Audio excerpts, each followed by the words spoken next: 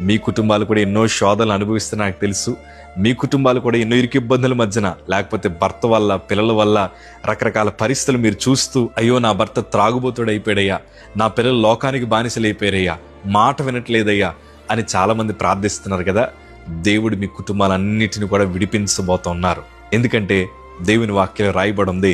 గలతీయులకు రాసిన పత్రిక 5వ అధ్యాయం 13వ మాట చదవగలిగితే, సహోదరులారా మీరు స్వతంత్రులుగా ఉండుటకు పిలువబడితిరి, దేవునికి మహిమ కలుగును గాక.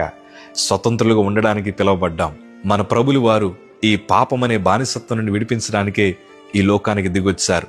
ఆయన రక్తాన్ని చిందించారు, మనల్ని పరిశుద్ధులుగా చేశారు. ఆ శాపగ్రస్తమైన బానిసత్వం నుండి ప్రభు మనకు విడుదల కలుగు చేశారు. ఈరోజు నేను అంటాను, తల్లులు, తండ్రులు, అయ్యే యవనస్తులు, మీరందరూ ప్రార్థించండి.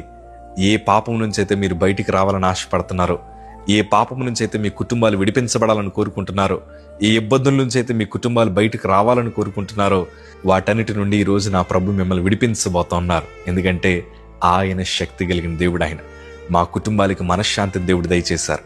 మా కుటుంబాలకి నిజమైన స్వతంత్రాన్ని దేవుడు దయచేసినట్లే మీ అందరికీ నా ప్రభు దయచేయబోతున్నారు. రాబో దినాల్లో మీ ఇంట్లో బలమైన సాక్ష్యం వినిపించబోతోంది. విశ్వాసంతో ఉండండి.